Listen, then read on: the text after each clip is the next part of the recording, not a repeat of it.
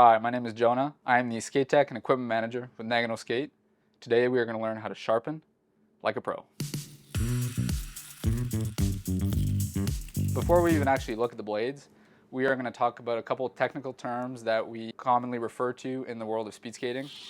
So, burr is basically an excess of metal that we have on the sides of our blades. This typically is a good sign of a good sharpen. One way of checking for it is actually with our nails. You can actually hear like a hooking sound.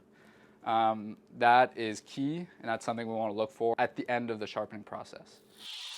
In speed skating, we have 90-degree edges, basically an upside down rectangle at the bottom of our blades. So that's what we're looking for. We want a flat surface, and we want two 90-degree edges on the inside and the outside of the blade. Probably the biggest problem is going to be a notch. Don't mistake a notch for a strip. They're not quite the same. A notch typically is either going to be shallow or it's going to be pretty deep. If you identify a notch, talk to your coach or your skate shop, skate tech, and we can try to figure out if you can take it out with a sharpen. But in most cases, a notch is going to take a re-rockering. That I'll explain in a couple minutes. Next is a strip, also an imperfection. This actually happens while we're skating. A notch typically happens when we step on something that's harder than metal, typically off ice, and that's where we can get shallow or deep notches. Whereas a strip typically happens because there's dust or imperfections in the actual ice surface, and this is typically seen on the length and not the depth of the metal. These strips, thankfully, can be taken out using a jig in most cases. In some instances, the strip is too deep and too long, and we'll need to re-rocker. What is a rocker? Like a hockey skate, speed skates actually have a certain shape to them. They are round, they're not a flat blade. There actually are different types of rockers depending on the age of the athlete, the ability, weight. There are many different factors, but the most important thing is to always consult with your coach and your skate tech to figure out what is the best setup for you. Lastly is the bend. And the bend, basically, they are bent to go left. This is done by hand, and this is done typically by experienced coaches and or by a skate shop with a skate tech. That is basically a wrap for what we have as general terminology in the technical world of speed skating. A traditional stone, over time, as we use it, one, we need to clean this often, but also we can actually get deep spots in the stone itself. Even if, our coach tells us spread out your sharpen to use the whole stone, we're still going to get deep spots over time. Whereas with a diamond stone, we still recommend to use the whole surface as we're sharpening. However, because it's diamond, we will wear out the grit, but it will never actually create a deep spot. So the big pro to diamond stones is we may wear them out, but they're never actually going to damage our edge. We can actually just change the sheet. You don't need to buy a whole new stone. And these, depending on the frequency of the sharpen, should be changed out every year or two. Depends on your level of skater. For today, I'm going to talk about the blue, the red, and the gold. These are going to be the three stones we're going to use when we're sharpening today. So, no oil, oil.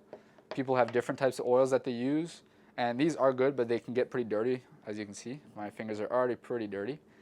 Whereas a diamond stone, you can basically just use a nice clean rag, wash it down clean. You could use some water if you want to wash them at the end of a sharpen, but while you're actually sharpening, go dry. In the world of skating, we have many different polishing stones. My favorite is it's a Japanese company called Sharpening. And this is something that I have grown up to use over the last couple of years. Just like our diamond stones, there is a certain pattern to use. There are different grits, just like a sandpaper. We never want to jump between grits. Using the Sharpen stones, the reason why I like these is because they are, one, a water stone, but also they are quite porous. I recommend to stay away from marble stones or any hard ceramic stone. The reason why is as we're finishing from blue, red, gold, the next step, we can't jump too quick in between grits, and hard marble and hard ceramic stones typically have quite a big jump in their hardness scale. So that's just something to watch out for. Your blade, the flat surface, might actually be pretty nice. It might be mirror-like, but in terms of the polish itself, we've just jumped quite a few grits, and the finish itself won't be as efficient when we're skating. So finish our gold, and then I'd recommend starting with the 500-meter grit. The reason for this is because it's quite a porous surface, and it resembles basically the next step down from the Nagano gold. All right, now we're going to talk about jigs. There are many different types of jigs on the market. First off is going to be the traditional jig. Great jig. I've used it for a great part of my career. One thing to watch out for, between short track and long track, we have different bends. In long track, the bend is less pronounced, so using a flat clamp isn't the end of the world. It's still not the best. It's not what's recommended. A pinch or a flexible clamp is what's recommended. In short track, I would recommend looking away from the flat clamps just because our bends are much more pronounced. As we can see here, so we've got a flat clamp. So as we're actually tightening the blade, over time, because it's a flat surface, it's gonna take out our bend in the blade. With a pinch clamp, so it actually comes down to a fine point. That is much better because as we're tightening, it's actually gonna adapt to the bend in the blade. With the gold jig here, we've got flexible clamps. So this is a flat surface, but as you can see, it's on a pivot. This is probably the best jig or one of the best jigs on the market right now because of its adjustability and how you can actually adapt from a long track, short track blade. It's always going to hold your blade in the right position without actually affecting the bend that you have. And now we're going to look at deburring tool. This allows us to actually expose and get our 90-degree edge. We're also looking for a nice finish. So over here we've got our traditional carbide bit, and we've got a triangle carbide bit. This has 3 edges, which is nice. It even technically has 6 because of its double surface. So ultra durable. Comparing a standard versus a titanium carbide bit, first things first is when you're deburring, you're going to notice this. It's probably going to be one of the first things you notice is basically how fast it grips. A traditional might grip a bit too much. Also, because it's a carbide metal, it does notch a bit more over time compared to the titanium carbide bit. Next step for diamond stones. Here at Nagano, one of my favorites are the Flex. These follow a similar progression, just like when we're sharpening. We follow the grits, just like sandpaper. So we don't start with the gold and finish with the blue. That's our color coding system. If you go on our website, you can actually see the different grits that we offer. My favorite to start with is the carbide, then I go with the red and the gold. Just like our sharpen, when we are deburring, our goal is not just to take off the burr, but it's also to get a nice finish, almost like a polish to our edge, to have the best 90-degree edge that we can get. So yeah, follow a progression. Don't just use one stone and then get on ice. I recommend at least 2, if you can, even 3, just to have that progression when you're polishing the sides of your edge. In my case, I always have 2 rags, one to take moisture and to take water off my blades after training or a competition. I also have sharpening rags. You shouldn't mix these 2 because over time, sharpening rags can get very dirty. And they can get metal particles, you can get some debris in them, and they can actually destroy an edge. So make sure you buy a new one at the beginning of every season, make sure it's clean, and it's a good rule of thumb.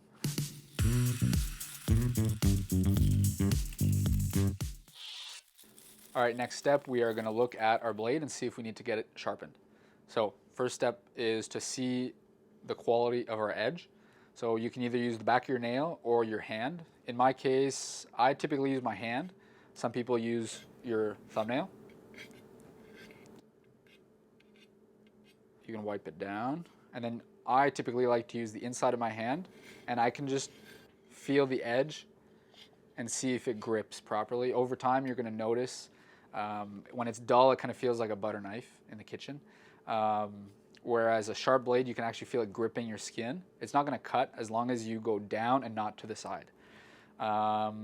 If your hands are sweaty or oily, you can actually use the back of your hand, same motion, down and not to the side. This helps us, it gives us an idea of the quality of our edge.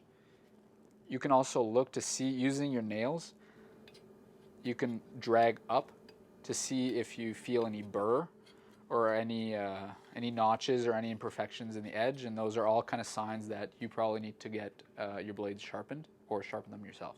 Using the tip of your thumbnail or your fingernail, you can actually just drag your finger across and you can actually hear all the notches.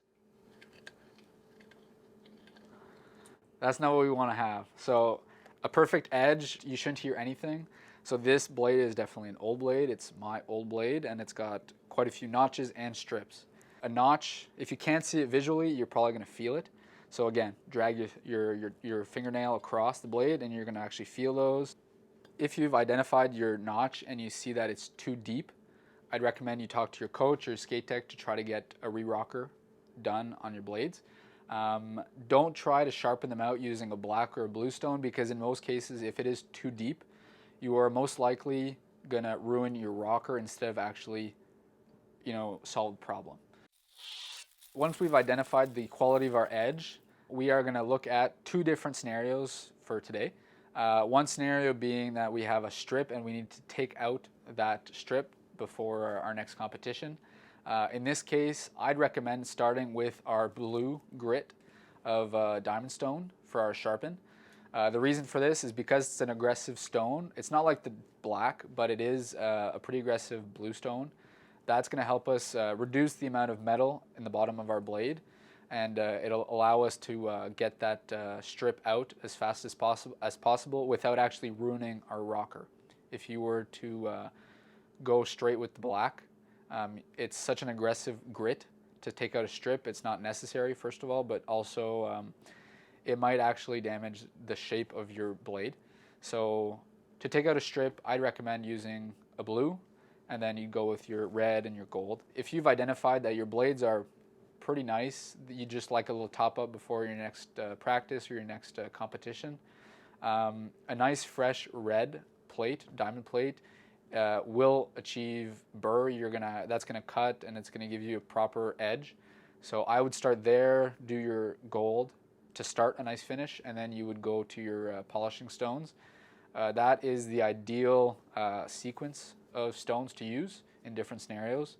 If you've got a small notch and you think you can take it out using a blue stone, go ahead, talk to your coach first maybe to make sure that you can take it out using your jig and sharpening stones. If you think it's too deep, go see a skate tech and we can re-rocker your blades. Before we even start mounting our jig though, we're going to look at the length of our blades. Most blades on the tube, top of the tube, you can actually see the length of your blade in long track and in short track. In some cases, if it's not marked, just use a tape measure and you can measure from the toe to the heel of your blade. In my case, these are 17.5-inch blades. So what we're going to do is I'm actually going to set my jig to the 17.5-inch mark on the top bar. Our Nagano jigs, the gold and the silver, can actually be marked. You can actually see the 12, 13, 14, all the way up to 18.5-inch marks. Once these are set up, you're gonna tighten the bottom of the foot. So it's nice, and these are a little too tight, but there you go. Once they're tightened, I'm gonna set my blades left and right in the jig. Now this is a controversial topic in the world of speed skating. Do you put your end stopper at the front or the back? To be honest, as a skate tech, do what you want, but consistency is key. If you're always putting your end stopper up front, always keep them up front. Don't start switching between the front and the back. Just stay consistent with your setup. If you don't have end stoppers, the goal here, once you set up your blades, is to have about an inch that go beyond both ends of the jig. So I've got about an inch of blade here and an inch of blade here. If you've got an end stopper though, the best thing to do is to just put them forward right at the end of the jig. In my case, I've always grown up with the end stopper being up front as the front of the jig. And like I said earlier, if you put them at the back, not a problem. Just make sure that you're always doing that. Consistency is the best thing to do when you're getting into sharpening. All right, so once my blades are in the jig, I'm actually gonna just tighten them loose, just nice and loose here, just snug. I'm gonna press down on the top bar. I'm gonna open up, and now I'm gonna tighten the front. Same thing with the back. The reason for this is we're actually setting our jig down on our surface. When we're sharpening, make sure that you are always on a flat surface. If you are at home, if you are away on the road for competition or visiting family and you need to sharpen your skates, try to find a countertop that is similar to what you use at home. I've had it happen so many times where athletes end up in an Airbnb or in a hotel somewhere and they're sitting down on a big soft carpet compared to their nice stable table at home. So yeah, always stay consistent with your setup, but also your routine when you're sharpening. So my jig is now set in place. It is solid. These are only snug, so I'm going to loosen them up again. Now they are set in the jig. There are a couple different schools of thought. For short track blades, we can either go at the bottom of the jig, so our tube is actually touching the bottom. We're just letting them slide in the jig. Make sure you're up front and then tighten them down. This works with short track blades because your tube is actually machined using, well, a machine in the factory. So as you can see, these are precision cut. So when we are comparing between our left and our right, we are almost guaranteed to have the same height of metal between our left and our right. The other option is to actually use top locators. So I've got two here.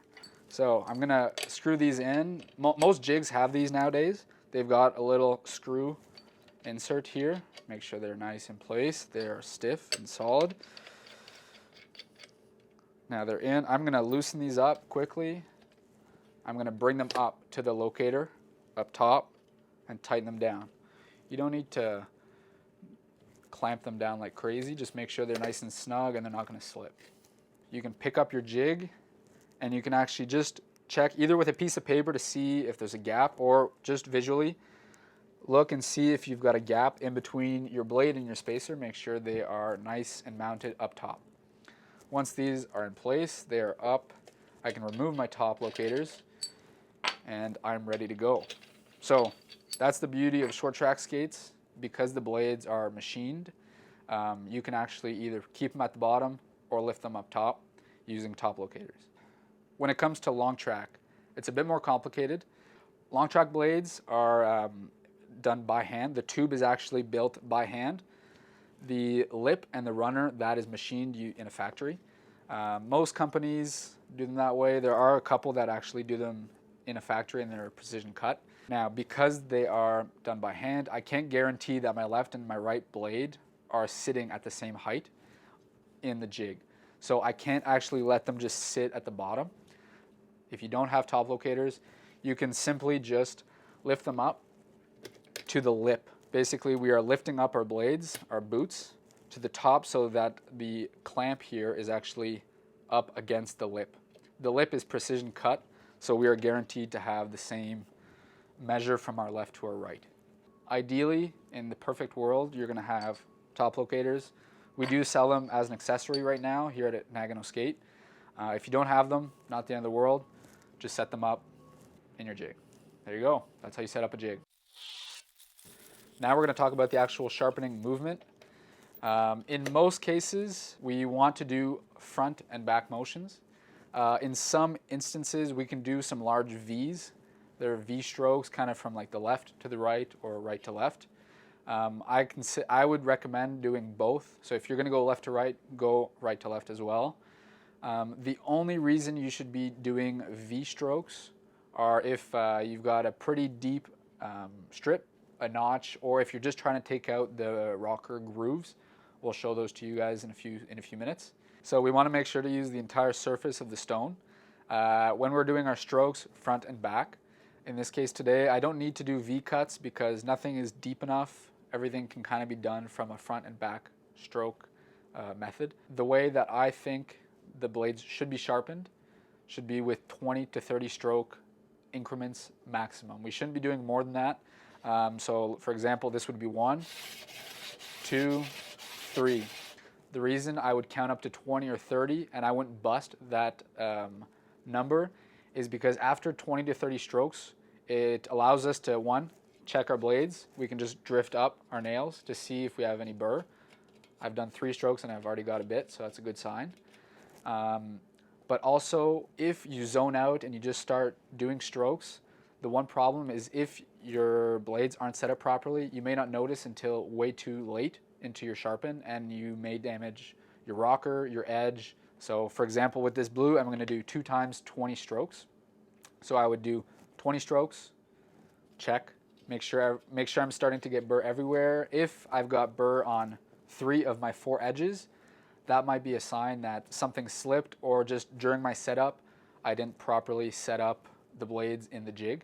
So because I've only done 20 strokes, I can take the time to reset, make sure everything's in place, and that typically solves the problem. So now that we've reset our jig, we can try to attempt another 20 strokes to see if we develop some burr. In this case, I've developed some burr on all 4 of my edges, so we're good to go. We know that the flat spot of our blade is even from left to right. The axis is the same, so we can keep going. All right, so a little recap. I would only use V-strokes in the case where I have quite a few small notches that are on the surface of the edge. Those can be taken out using a black or blue. I recommend the blue. Other than that, if your blades just have strips or you just need a touch-up, I'd go straight with forward and back strokes. Don't even look at the V-strokes. Those are pretty aggressive, and they leave some pretty aggressive marks on the flat spot of your blade. So not to complicate things too much, but they can take a while to get them out. If you just need a touch-up, you want to just get a bit of burr everywhere, remove a bit of strip, go straight with the forward and back stroke, and we're good to go. So that's a wrap for my portion of the video. Next step, I'm going to introduce a very near and dear friend of mine and mentor, François de Rallet, or as I like to call him, Frank. And we are going to look at the sharpening process together from start to finish.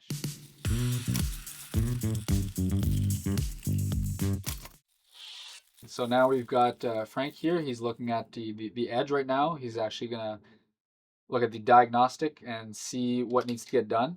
Now Frank is looking at the second blade to make sure that he's determining basically if there's a notch or a strip that needs to be taken out.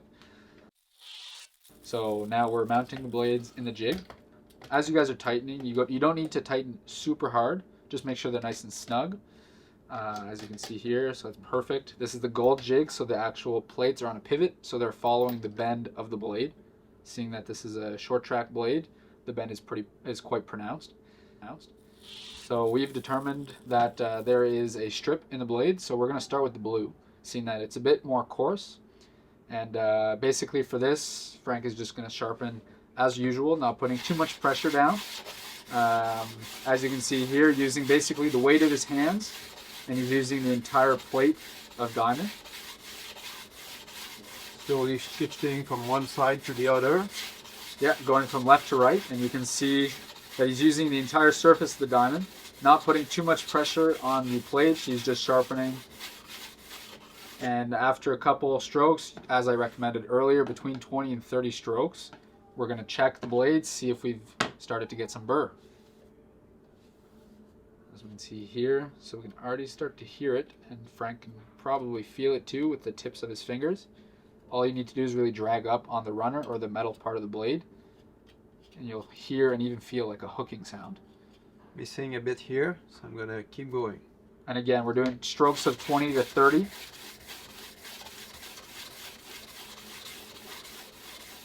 There you go. We're making sure we're going from the front to the back of the blade completely. We don't want to hover over the middle. Make sure we're doing the entire blade surface. When we're sharpening, we don't need to be rushed. Again, this tempo, the tempo that Frank is going at, is perfect. You just want to go at your own natural rhythm. So, now already feel the burr everywhere. Yeah, and that's the magic of the bluestone, because it's so coarse you can get burr pretty quickly. That's something to watch out for though. If you go too long with the blue, you can actually undo your rocker. So again, just a couple strokes, maybe 2 times 20 or 2 times 30 like Frank was doing.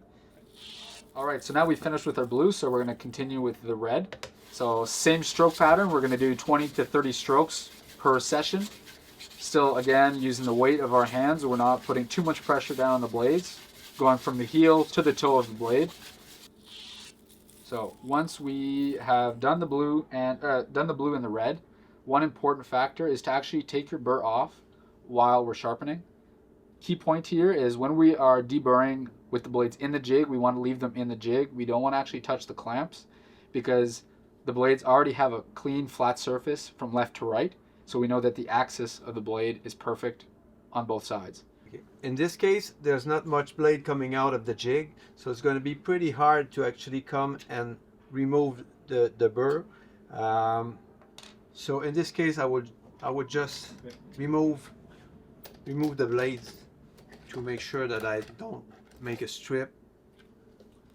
As you can see here, he's actually using the flex. So the great thing about the flex is because we have 2 sheets of diamond, you can flex over both sides and get a nice deburr on both edges at the same time. One thing to watch out for though is when we're using the flex, we want to make sure that we're pinching deep enough in the blade. If you pinch too far up, you can actually close off and make a semi-triangle, which can actually damage the 90-degree edge. So when you're pinching, as Frank was doing, just make sure you're pinching deep enough down on the runner of the blade. So I will put back the blade exactly as it was. And in this step, you want to make sure that you remove the burr completely. Sweet. And now before putting the blades back in, Frank is just checking to make sure that he has removed a good quantity of that burr that we just created with the blue and the red. So we just did a few strokes of the red earlier, deburred. Now we're going to go again with the red. The reason why is because we want to have a certain quantity of burr. The red, however, because it's a finer grit, allows us to get just a minimal burr everywhere along the surface of the edge. This, at the end of the deburring process, at the end of our sharpen, our 90 degrees is going to be much cleaner.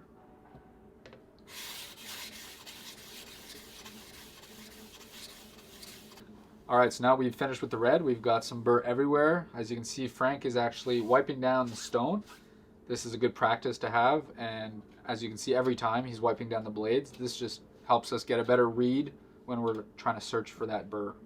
And I knew I had burr on those 2 edges, so now I'm only checking here. Now I got burr. So there you go. So we've got burr on all 4 edges, like Frank was saying. So now we're ready to go to the gold. So just like sandpaper, we're going from black, blue, red, and gold. Always follow the same grit, the same pattern. Don't jump between different colors, different grits. Try to always keep that same routine when you're sharpening. Again, from heel to toe, Frank is going about 20 to 30 strokes. There you go, letting the weight of that stone work. He's not putting a bunch of pressure in the stone. He's letting it do its own work, cleaning out the blades. And at this point, we know we have burr everywhere, so we don't need to check every time. We're kind of getting into the polishing process already with this gold stone. So now our goal is really to find some good overhead light, and we're actually trying to look at the flat surface of the blade to try to see if we still have remaining scratch marks from the black, the blue, even the red. The goal of the gold and our polishing stone is to really have a mirror-like finish. Alright, so now we've gone through the blue right down to the gold. At this point, and for most skaters out there, the gold is a great finish. So we can finish polishing our blades with the gold. If you do want to go further, you can with a sharpen stone or a specific polishing stone. This is a step that you should do after the gold.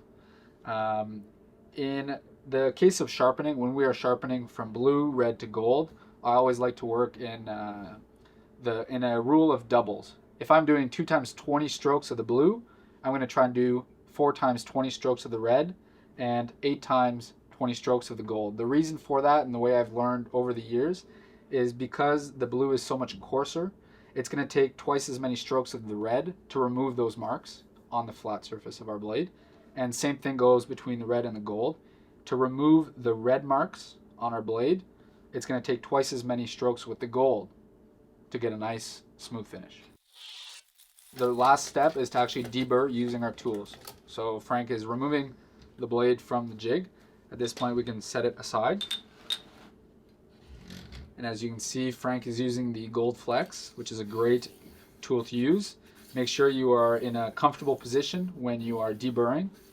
You don't want to be unbalanced or anything, so make sure you can properly get both edges deburred. Always make sure to check. Do a couple strokes, check, wipe off using a rag, and check again. It's always easier to double, triple check while you're sharpening instead of on ice panicking before a race.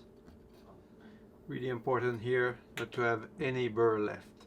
We've got a beautiful finish up top. It's a mirror. I can see my eyelashes. And down below here, I've got nice edge. It's nice and grippy. So good job. There you go.